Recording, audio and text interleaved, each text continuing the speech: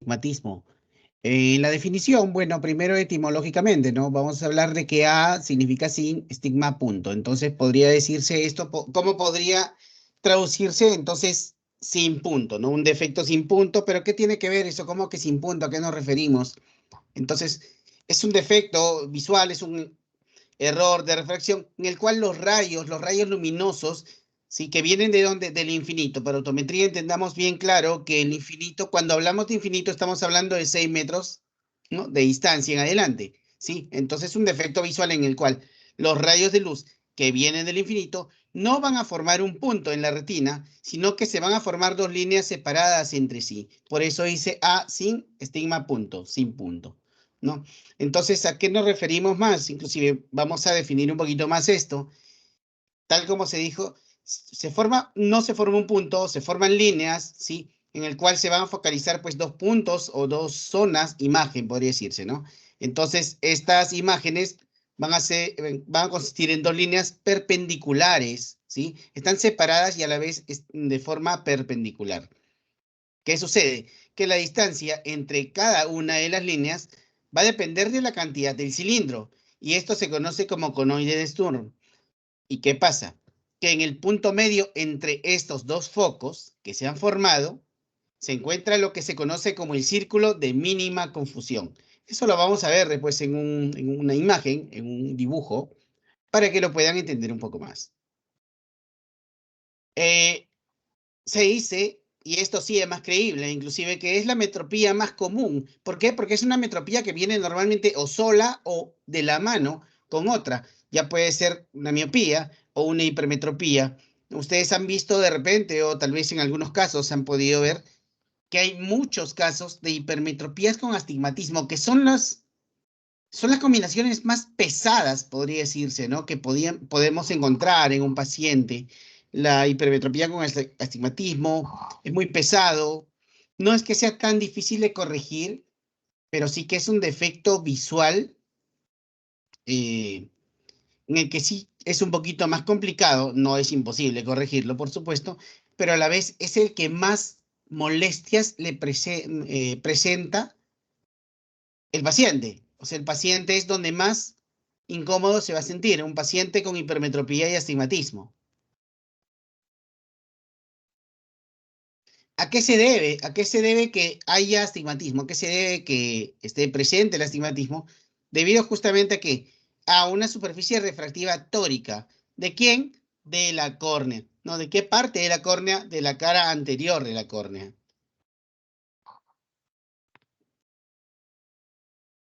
¿Cómo evoluciona? ¿Cómo va cambiando entonces este astigmatismo? Primero está en la edad del nacimiento, donde en muchos casos hay niños que tienen, pues, o mejor dicho, bebés que nacen con un poco de astigmatismo, alrededor de 2 dioptrías más o menos, pero el cual normalmente va a desaparecer casi todo o gran parte alrededor de los 2 años. Luego, de entre los 2 a los 3 años, ya el astigmatismo que ha quedado en aquellos que se ha estabilizado y el astigmatismo en ellos, se va a permanecer, valga la redundancia, estable, ¿no? Entonces, pero acá tenemos un dato, en la presbicia aumenta el astigmatismo inverso o disminuye el directo. Entonces, vamos a entender esto bien claro, ¿sí? Lo siguiente, ustedes han visto que en muchos casos, ya cuando las personas llegan a la edad de la presbicia y pasan, ya cuando están en adultos mayores, ¿qué es lo que pasa con los párpados del paciente?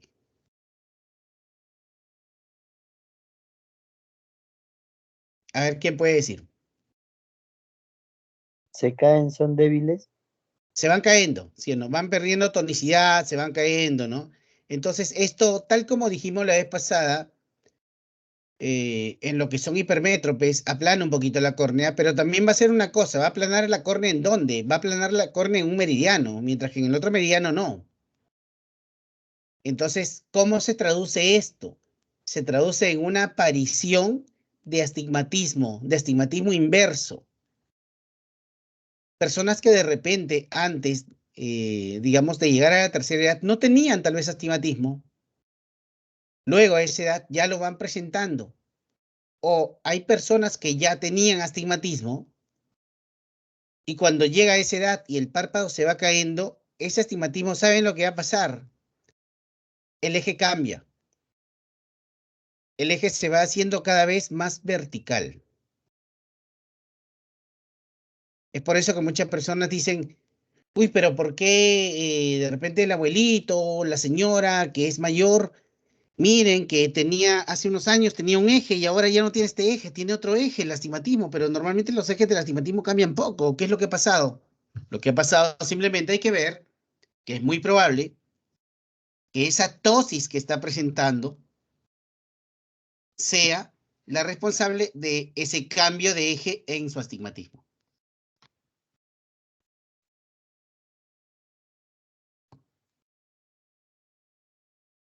Entonces, ¿cómo es la imagen retiniana en este astigmatismo? En el ojo astígmata, la imagen de un punto, o sea, de un punto fuera, por supuesto, si un objeto, podría decirse también la imagen de un objeto, se va a corresponder con dos líneas. Y cada línea focal va a ser perpendicular al meridiano correspondiente. ¿Cómo así? El meridiano vertical nos va a dar una línea focal horizontal y el meridiano horizontal nos va a dar una línea focal vertical. Entonces la imagen de un punto es una elipse con un eje. Y la imagen va a ser circular. ¿Cuándo? Cuando el círculo de mínima confusión puede estar localizado en la retina. Entonces acá estamos viendo dos meridianos. Cada meridiano, ¿qué va a hacer? Va a generar una imagen, ¿sí? Entonces acá tenemos dos imágenes y al centro tenemos el que se le dice círculo de mínima confusión. Entonces nos está diciendo, mientras más cerca a la retina de este círculo de mínima confusión, ¿qué es lo que va a suceder? Lo que va a pasar simplemente es que al menos, si bien es cierto la persona es astígmata y eso no va a cambiar, pues se va a ver al menos no tan borroso como podría verse. ¿Debido a qué? Debido a que se encuentra, puede caer en la retina o de repente puede caer muy cerca de la retina. Característica de los astígmatas. Ellos pueden ver ciertas imágenes, ciertos caracteres mejor que otros. Y la agudeza visual va a depender de qué? De la magnitud y el tipo de astigmatismo y muchas veces también del optotipo. Entonces, por supuesto, tenemos el optotipo de Snell, el cual tiene letras con componentes tanto horizontales y verticales. Y los astigmatismos directos, inversos, pueden ver ciertas letras. Y los oblicuos, eso sí, van a presentar peor agudeza visual. Por supuesto, ven mal los caracteres tanto horizontales y verticales. El astigmata, tal como dice, puede ver ciertos caracteres mejor que otros. Por ejemplo, bien fácil. Ustedes imagínense que están en la calle y están esperando el bus para irse, no sé, a su casa, a su trabajo, a algún lado, ¿no? Entonces están esperando, tienen astigmatismo, no están usando anteojos, y está viniendo el bus. Y si no fuera de repente por el color, muchos astigmatas no reconocerían el bus que viene, porque simplemente, ¿qué es lo que pasa? Que el astigmata es aquel que, tal como ustedes dijeron, no puede ver bien de lejos, no puede ver bien de cerca, porque lo que tiene es una visión distorsionada. Se puede equivocar, se puede equivocar ciertos colores, no, ciertos números o ciertas letras. Por ejemplo, imaginémonos que uno está esperando un bus que tiene el número 5. De repente por ahí ese 5 no lo pueden ver así como es. Tal vez lo ven como un 3, lo pueden ver como un 6 o hasta como un 8. Igual ni hablar, el 3 lo van a ver como un 8. ¿Qué significa? Que van cambiándose, ¿sí? Van a ver diferentes las imágenes, van a confundir las imágenes. Esa es la característica del astigmata. Porque, por ejemplo, el hipermétrope, pues más o menos si ve bien de lejos, normalmente el miope no ve bien de lejos, pero a medida que se va acercando el bus, pueden ver un poquito mejor. El astigmata va a ver mal porque no va a definir la imagen. Ese es el problema del astigmata, no define la imagen.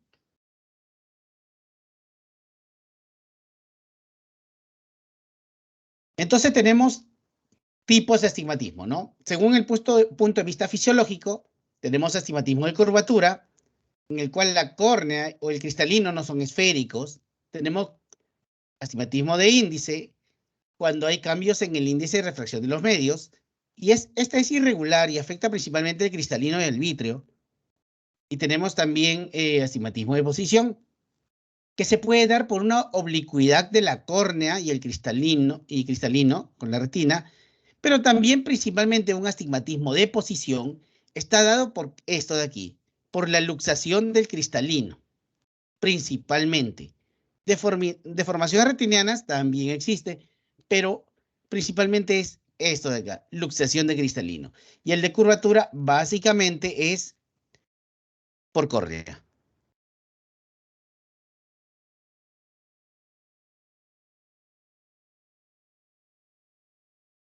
Entonces acá podemos ver un poquito más, según la estructura ocular que origina el astigmatismo. Entonces tenemos astigmatismo corneal, por supuesto es debido a qué? Debido a la diferencia de los poderes de los meridianos, donde en la cara anterior de la córnea. También hay astigmatismo lenticular o de cristalino, fundamentalmente por luxación. En estos casos el cristalino está ligeramente inclinado. Podría ser por curvatura, normalmente es inverso a 90 grados, y también por cambios de índice de refracción. En muchos casos pueden ser por cataratas. Ya el retiniano es de un valor pequeño y es debido justamente a inclinaciones o deformaciones a nivel de la retina, principalmente a nivel de la mácula. Acá podemos ver, por ejemplo, unas imágenes de lo que es entonces una subluxación de cristalino. Aquí ustedes pueden observar cómo está pues desplazado ese cristalino. Y esto sí, de hecho, genera pues un astigmatismo. Entonces, vamos a hablar sobre el astigmatismo según la regularidad de los medios principales. Tenemos astigmatismos entonces regulares e irregulares. Cuando hablamos de un astigmatismo regular, estamos hablando que los meridianos principales van a ser perpendiculares exactamente entre sí. Por lo tal, la refracción va a ser constante en cada meridiano. En cambio, en el irregular, es todo lo contrario. Los meridianos principales ya no son perpendiculares entre sí, por lo cual la refracción puede variar en los distintos puntos de cada meridiano. ¿Cuáles pueden ser las causas de esto? Lesiones, ectasias corneales, puede ser un queratocono, una degeneración marginal pelúcida. El queratocono principalmente genera bastante irregularidad a nivel corneal. Y también aquí encontramos algo, cirugía refractiva. Porque de hecho, ¿qué es lo que hace la cirugía refractiva? Lo que hace simplemente es como un tallado de la córnea. Entonces, en algún lado van a tallar un poquito más la córnea. Y es por eso que podría dejar un astigmatismo irregular. Tal vez no muy fuerte, porque se supone que la finalidad de la cirugía refractiva es dejarlos sin ametropía. Pero en muchos casos esta ametropía todavía puede quedar o puede generarse un poco y se va a ver más agravada, podría decirse, debido a justamente a que los meridianos principales ya tienen lo que se dice un tallado entre sí, por lo cual no van a ser correspondientes. Por eso es posqueratoplastía, poscirugía también puede darse. Y según la metropía, ¿no? Tenemos astigmatismos simples, astigmatismos compuestos y astigmatismos mixtos. En el simple, ¿qué es lo que pasa? Un foco cae en retina y el otro foco puede caer delante o detrás de la retina. Entonces podemos hablar de un astigmatismo hipermetrópico simple, en el cual un foco, ¿sí?, cae detrás de la retina y el otro foco en retina. podemos hablar de un astigmatismo miópico simple, en el cual un foco, ¿sí?, va a caer delante de la retina y el otro foco en la misma retina. Luego tenemos astigmatismos compuestos, en el cual ningún foco va a estar en la retina. Aquí tenemos entonces el hipermetrópico compuesto, en el cual ambos focos van a caer detrás de la retina. Tenemos el miópico compuesto, en el cual ambos focos caen delante de la retina. Y para terminar tenemos el astigmatismo mixto, en el cual un foco cae delante de la retina y el otro foco detrás de la retina.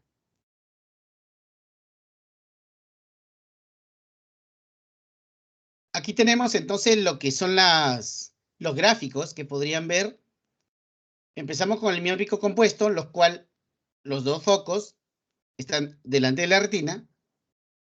En el miópico simple tenemos pues un foco en retina y otro foco delante de la retina. En el mixto, ambos focos no caen en retina, uno cae delante y otro cae detrás.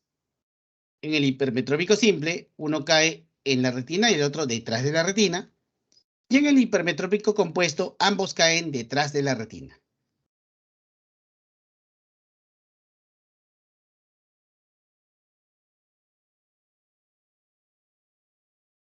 Y también podemos hablar de los astigmatismos según la posición de los meridianos.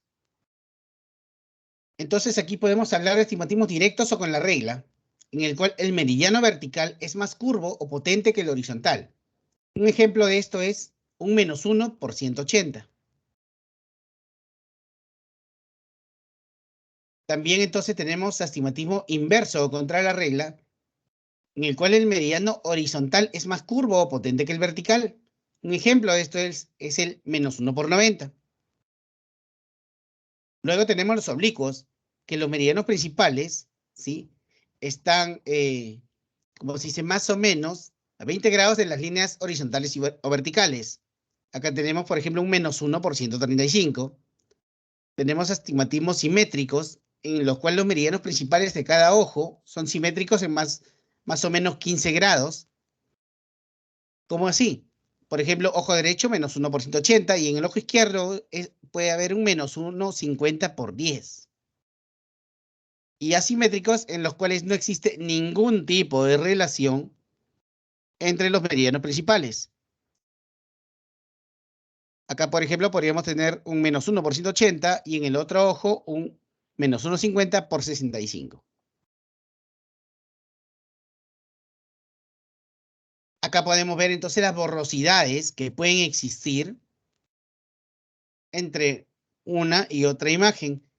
La borrosidad vertical, que es la imagen que ustedes tienen a su mano izquierda,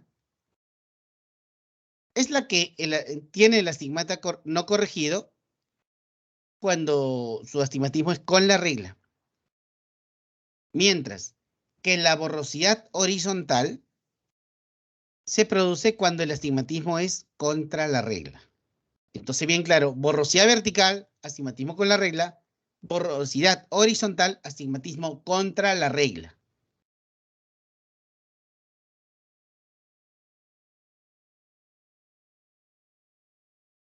Y estos de acá, fíjense, no son ni verticales ni horizontales, son oblicuos. Esto, digamos que esta borrosidad oblicua, entonces, ¿se corresponde con qué? Con un astigmatismo oblicuo.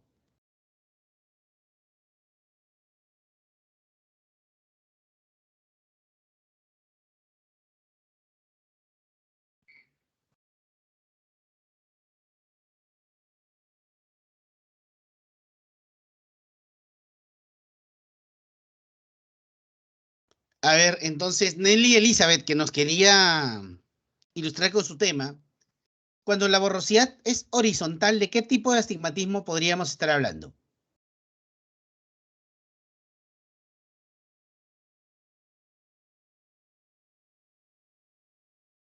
Nelly Elizabeth.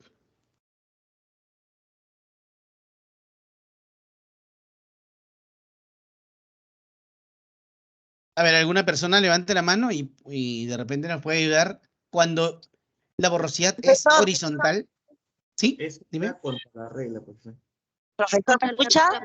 Sí, sí te estoy escuchando. Decía, profesor, que cuando se ve borroso, o borroso, es cuando tienen astigmatismo. Claro, cuando la borrosidad es horizontal, ¿a qué astigmatismo nos referimos? Con la regla.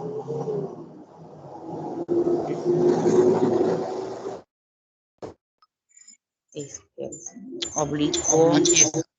La borrosidad horizontal nos indica Contra la un regla. astigmatismo contra la regla. Contra la regla. ¿Sí? Y las borrosidades verticales están relacionadas con el astigmatismo con la regla. Las borrosidades oblicuas, bueno, se corresponden con el astigmatismo de su mismo nombre, ¿no? Astigmatismo oblicuo.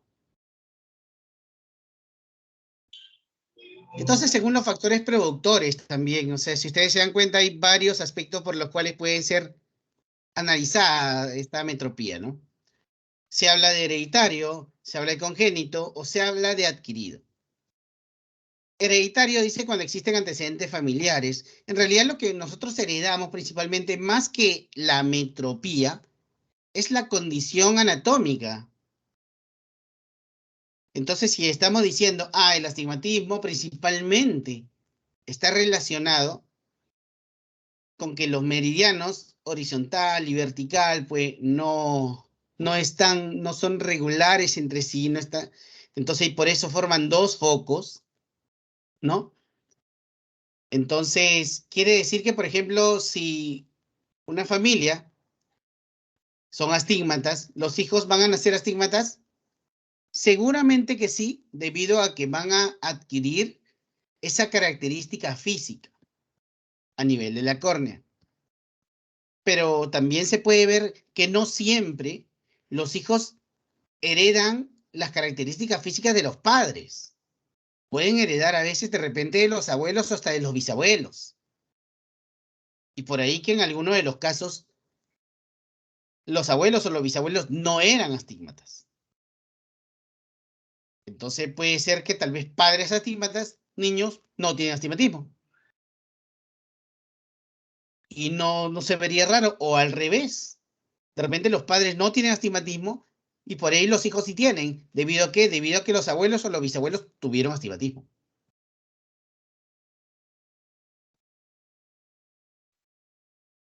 Es congénito, se habla de un astigmatismo congénito, es cuando ya pues la persona nace con la metropía. Y se habla de un defecto adquirido ya cuando este aparece durante el desarrollo, ¿no? Origen de algunos astigmatismos corneales adquiridos puede ser, a nivel palpebral pueden ser chelación, pueden haber tumores palpebrales también. A nivel orbitario, lo mismo, un tumor orbitario. A nivel de la conjuntiva, pterigion. El pterigion también genera astigmatismo. A nivel del limbo esclerocorneal, pueden haber quistes, pueden haber tumores, el mismo pterigion. A nivel de la córnea podría haber traumatismo o alguna infección debido a úlceras, debido a queratitis, queratocono, también y algunas degeneraciones. De origen quirúrgico, lo mismo, debido a algún tipo de queratoplastía, alguna cirugía refractiva, una catarata inclusive, o por uso de lente de contacto. Hay personas que se hacen operar la catarata y después, si bien es cierto, ven bien, ven mucho mejor, por supuesto, de antes de su operación, pero no ven perfecto. ¿Y debido a qué? Debido justamente a la operación, debido a la cirugía. En algunos casos, los médicos, cuando revisan al postoperado de catarata y ven que, si bien es cierto, tiene una visión aceptable, lo pasan a veces por el autorrefracto y encuentran demasiada lectura de queratometría, demasiado cilindro. ¿Qué hacen en ese momento? Como son posoperados, el oftalmólogo hace algunas maniobras para soltar los puntos ligeramente y poder lograr que esa persona vea mejor. eso solamente se puede hacer cuando son posoperados. Luego que pasó el tiempo posoperado, es decir, pasaron ya los 15 días, ya no lo puede hacer. Lo puede hacer normalmente a la semana. Después ya no. Entonces vamos a ver los diferentes síntomas que tiene el astigmata, ¿sí? ¿Qué es lo que nos cuenta ellos? ¿Sí? Cuando hay astigmatismos elevados, puede haber miopía o hipermetropía, hay visión borrosa, posiciones compensadoras en la cabeza, cuando hay astigmatismos oblicuos, es decir, pues giran la cabeza para poder ver mejor. Puede haber un guiño de ojos, que se conoce como efecto estenopeico. ¿Para qué? Para poder ver mejor. Puede haber cefalea, y en astigmatismos leves, principalmente hipermetropía, puede ver bien, pero los ojos se van a cansar demasiado. Puede haber entonces fotofobia, lagrimeo, vértigos y cefaleas frontales. Pero en los astigmatismos altos, ¿nosotros qué podemos encontrar a simple vista? Acá dice, especial configuración de la hendidura palpebral. ¿Cómo así? Muchas veces tenemos pacientes, pueden ser niños, pueden ser adultos, que no son de rasgos asiáticos para nada. Sin embargo, si ustedes ven su hendidura palpebral, está absolutamente casi cerrada. Un astigmatismo, mejor dicho, unos ojos que están casi cerrados, unos párpados que están casi unidos por completo. Y uno no entiende por qué si no tienen ninguna característica asiática. Es simplemente porque, ni bien nosotros veamos así un paciente que está entrando al consultorio, lo vemos sin necesidad siquiera de haberle tomado la agudeza visual, de preguntarle ni su nombre, ya sabemos que ese paciente tiene astigmatismo alto. Desde ya sabemos que ese paciente tiene astigmatismo alto. Y es muy probable, no al 100%, pero sí muy probable que lo tiene con hipermetropía. Entonces, eso ustedes ya con el tiempo, si es que de repente ahora todavía no lo ven, algunas personas que están trabajando en ópticas, qué sé yo, lo van a notar. Van a ver que de repente llegan niños, llegan adultos, con los ojos casi cerrados, porque así andan, y uno no entiende por qué anden así. Y eso está bien relacionado a astigmatismos elevados. Existen en algunos casos que la hendidura está media oblicua. Entonces, esto podríamos hablar también de un astigmatismo, perdón, perpendicular a su orientación. ¿Cómo se corrige? Ustedes me lo dijeron hace unos momentos.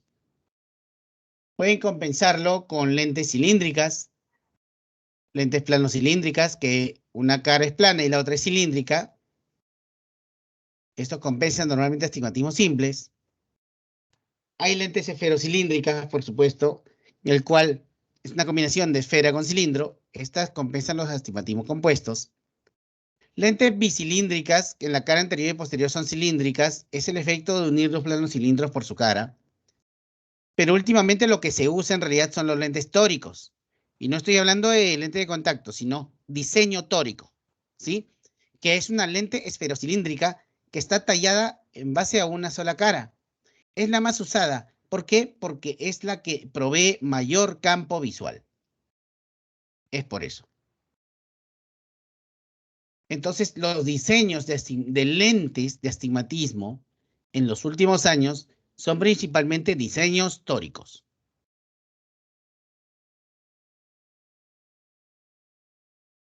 Esta es una lectura de una topografía corneal.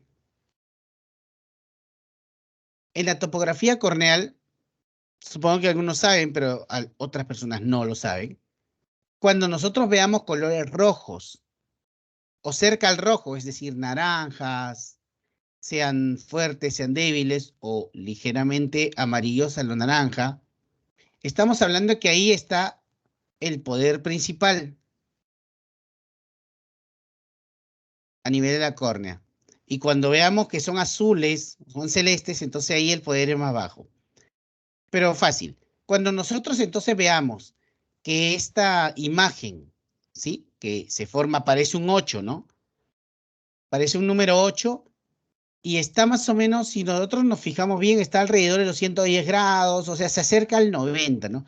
Cuando esta imagen esté más vertical, vamos a hablar de un astigmatismo con la regla. En cambio, cuando esta imagen nosotros la veamos muy cerca al horizontal, bien cerca al horizontal, estaríamos hablando de un astigmatismo contra la regla. Entonces ya saben, en topografía corneal, la imagen de mayor poder que se encuentre en el meridiano vertical o muy cerca al vertical, nos da a entender un astigmatismo con la regla. Y cuando nos da a nivel horizontal, estaríamos hablando de un astigmatismo contra la regla.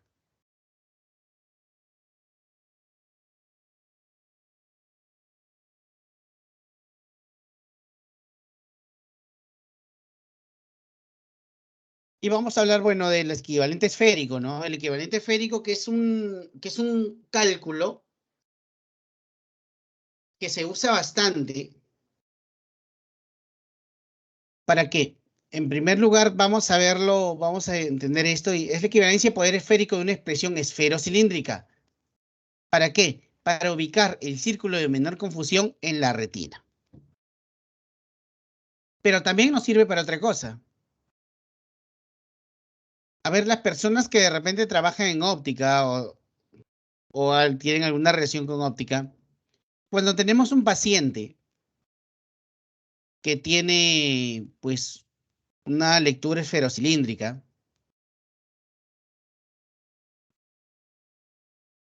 ¿para qué podríamos usar el equivalente esférico? Ya cuando tenemos su receta.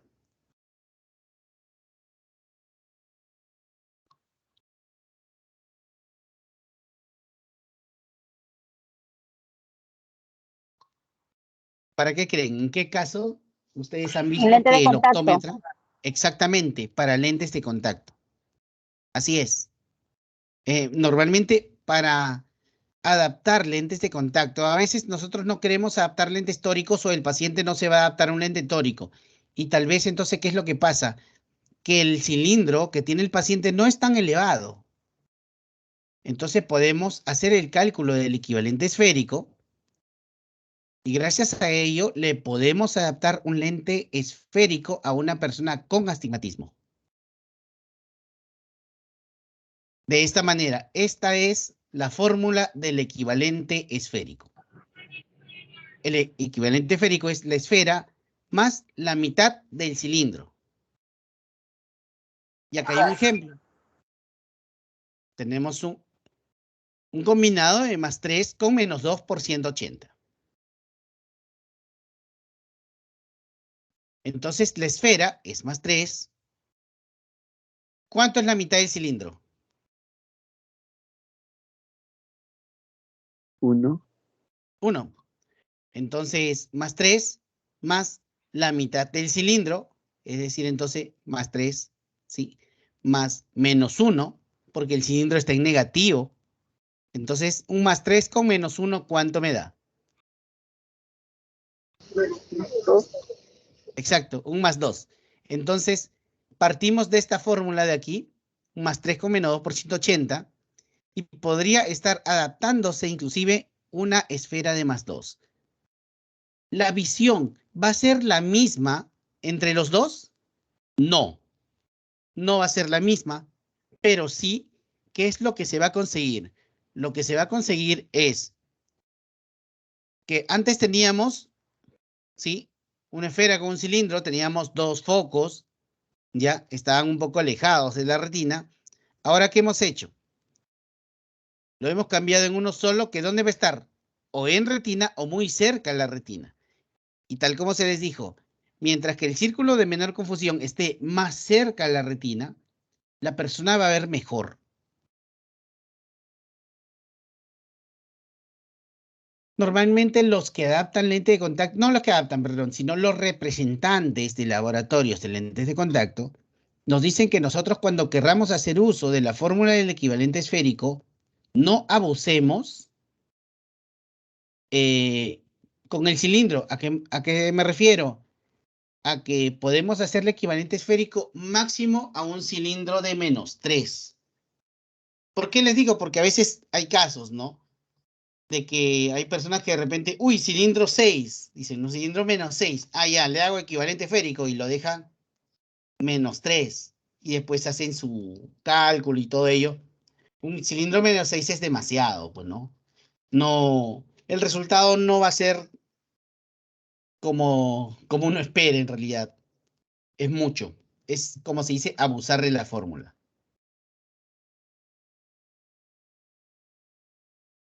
Entonces hemos hablado del equivalente esférico. Teníamos ¿qué? Teníamos el +3 con -2 por 180 que se volvió en un +2. Entonces tenemos una refracción residual.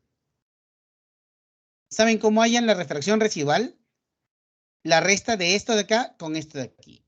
La resta entonces de la fórmula original con el equivalente esférico. ¿Qué me da si resto los dos? +3 con -2, ¿cuánto me da? +1. Un +1. ¿Y el cilindro? Igual, 2. El cilindro cae igual porque no tiene con quién restarse. Entonces, para este equivalente esférico, tenemos una refracción residual de un +1 con -2 por 180. Ya tenemos que entender eso, ¿no? Que si bien es cierto, lo estamos transformando, tenemos una refracción residual. Eso sí debe estar bien claro. De esto no se acuerdan mucho, muchas personas que a veces se adaptan ya a un lente, ¿no? Se olvidan de la refracción residual y nos vamos para adelante con todo con el equivalente esférico. Es la verdad. Pero sí, para tenerlo en claro, entonces, ¿qué significa?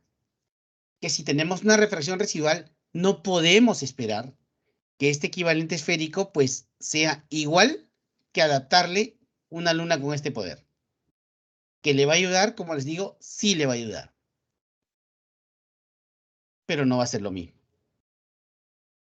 Entonces, por eso es usado muchas veces en casos, tal como dijo su compañero, ustedes, para adaptar lentes de contacto esféricos. Porque más difícil es conseguir un lente de contacto con esta medida, y más caro también, por supuesto.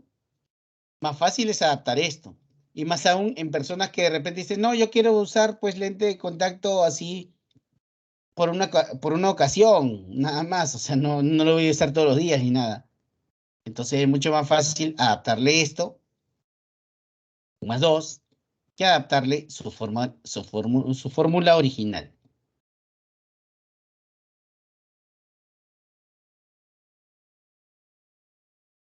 Lo mismo, el mismo caso, entonces refracción residual, equivalente esférico. Y tenemos entonces el recorte de cilindro. No es lo mismo, pero también ya tiene que ver con todo esto. ¿En qué caso se hace ello? Una cosa, miren, escuchen, una cosa era equivalente esférico, es decir, lo vamos a dejar todo en esfera. Y otra cosa muy distinta es recorte de cilindro, quiere decir que le vamos a bajar el cilindro nada más. ¿En qué caso se hace? Acá. Digamos, estimativos altos en principiantes, pero no más de 2 dioptrías. Y vamos a empezar aquí. Vamos a entonces hacer un recorte de cilindro. Esto, si bien es cierto, la indicación es esta para adaptación, pero ya para cálculo lo podemos hacer con cualquier valor, porque igual no hay problema, es matemática nada más. ¿Sí? Pero fíjense lo que vamos a hacer entonces. Vamos a quitarle 2 dioptrías, ¿ya? Al original. Tenemos la refracción original que es -4 con cilindro -5 por 180. Y tal como lo indica la indicación, no más de 2 dioptrías podemos hacer esto. Entonces, ¿qué hacemos? Le vamos a quitar 2 dioptrías al cilindro, ¿sí? Al cilindro original de -5. Y hacemos lo siguiente. El -4, tal cual, ahí está, lo vamos a sumar ¿a qué? ¿Sí? a la mitad de las 2 dioptrías que le estamos quitando al cilindro. ¿Ya? Es decir, entonces le vamos a sumar a la mitad de menos 2. Y aquí, ¿qué tenemos? Tenemos el cilindro de acá y le vamos a quitar ese menos 2 que está pasando al otro lado. Entonces le ponemos menos 2. Un menos 4 con menos 1, ¿cuánto da?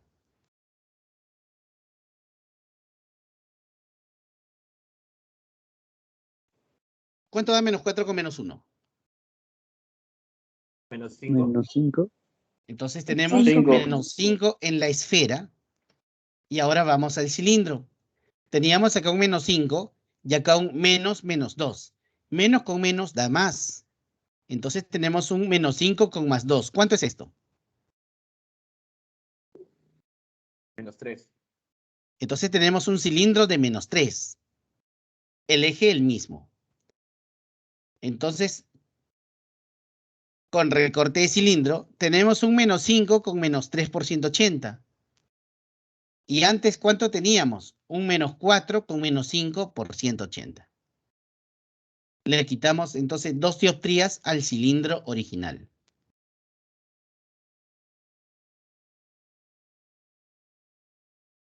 Eso es lo que tenemos que hacer. Entonces, estamos viendo dos ejemplos, ¿no? Un ejemplo de equivalente esférico y un ejemplo de recorte de cilindro. Ahora lo que quisiera pedirles es que ustedes levanten la mano aquel que todavía no entendió el recorte de cilindro para volver a explicar.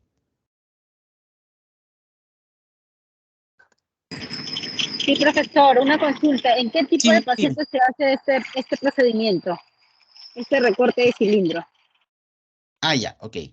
Entonces, ¿en qué tipo de pacientes? Este recorte de cilindro lo puedes hacer tal como dice acá, principiantes. Primero, en astigmatismos altos, porque tú no vas a recortar pues un cilindro de 1, no un cilindro de 1.5, ¿me entiendes? Que no son cilindros pues que ameriten eso, ¿sí? Entonces, por ejemplo, pero si ya tú tienes un astigmatismo de repente pues de 2, de 2 puede ser, pero más que todo de 3, 4, 5, y son personas que no han usado lentes, o de repente recién están usando por segunda vez lentes, tal vez le adaptaste y a los 6 meses regresa, ¿no? Entonces todavía no le vas a poner toda su medida, que es alta. Entonces le puedes ir haciendo recorte de cilindro. ¿Hasta cuándo? Hasta cuando ya esa persona pueda soportar su medida final, ¿sí? A ellos. En esos casos puedes realizar el recorte de cilindro. Ah, ya, A ver, profesor, ya entendí, ahora sí. tenía una mano levantada. Ya la bajaron, no sé por qué. O de repente pensaban preguntar lo mismo. Pero sí, como les digo, es para pacientes principiantes. Otra consulta. Hace rato Sí. estaba mencionando sobre los cilindros que para la adaptación del lente de contacto. Sí. Quería preguntarle, esa función, ¿en qué tipo de cilindro se puede hacer? ¿De cuánto lo mínimo y cuánto lo máximo? Que se puede hacer Ah, esa ya. transposición.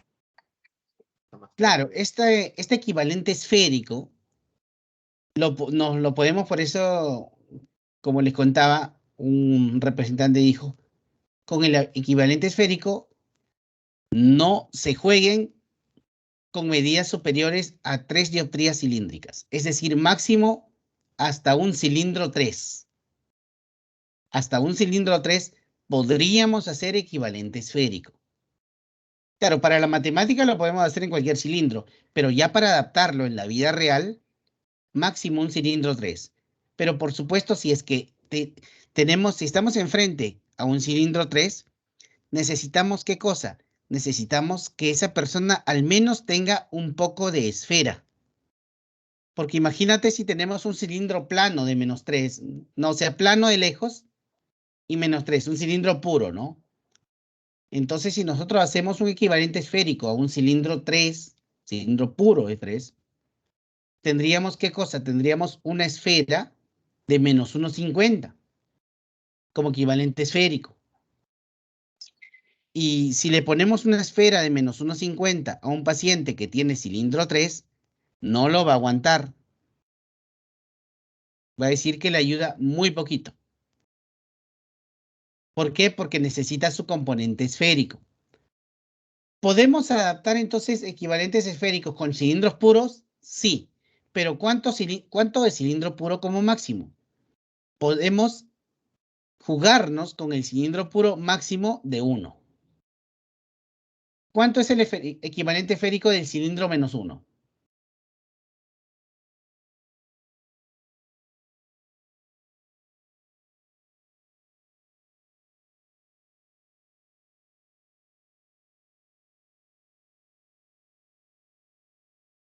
¿Alguien tiene la respuesta?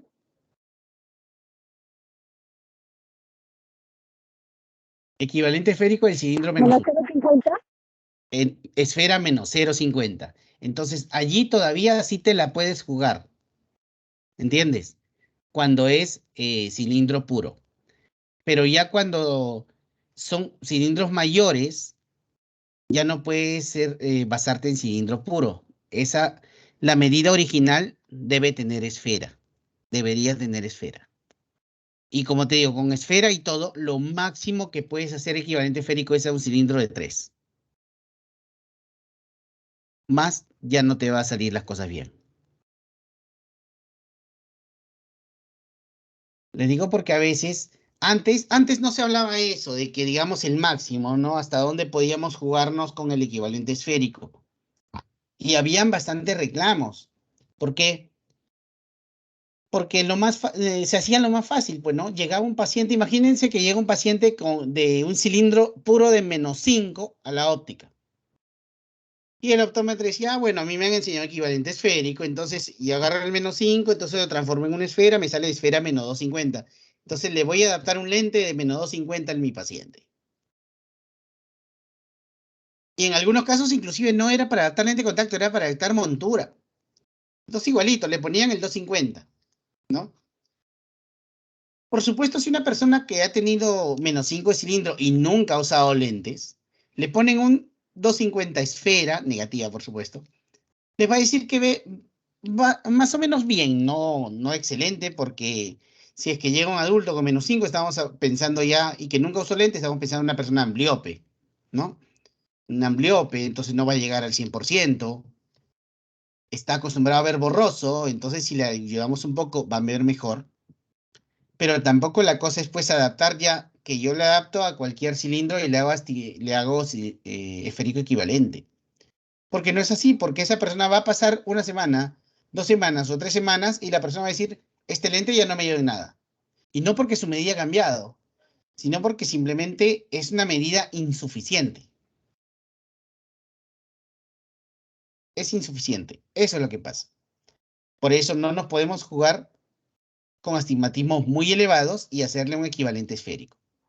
Máximo, cuando es combinado entonces en 3 y cuando es cilindro puro en 1. De esa manera podemos hacerlo.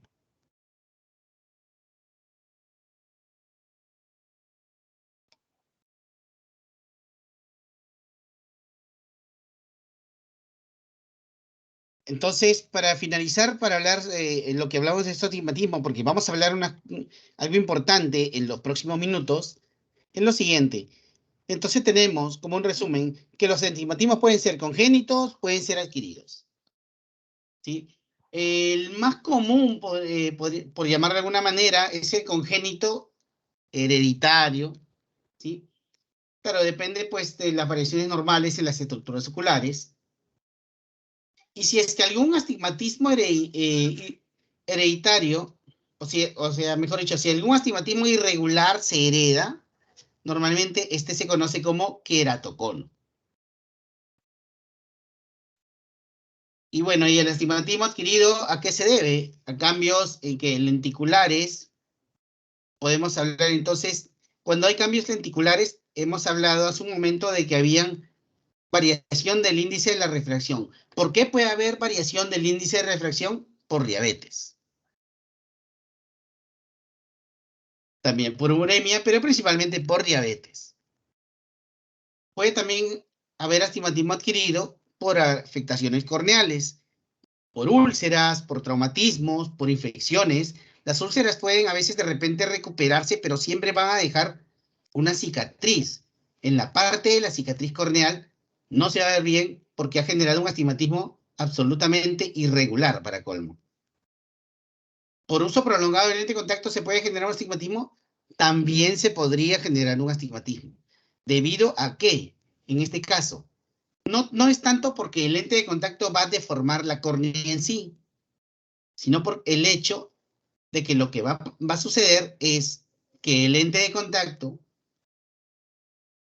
va a hacer que llegue menos oxígeno a la córnea y por lo tanto, esta menor cantidad de oxígeno que llega a la córnea va a hacer que esa córnea genere neovasos. Estos neovasos, si es que esa condición no se revierte, dejando de usar lente de contacto, estos neovasos pueden dar formación a un pterigion.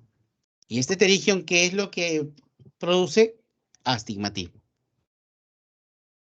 También el astigmatismo puede deberse también a operaciones quirúrgicas, cirugía refractiva, etc.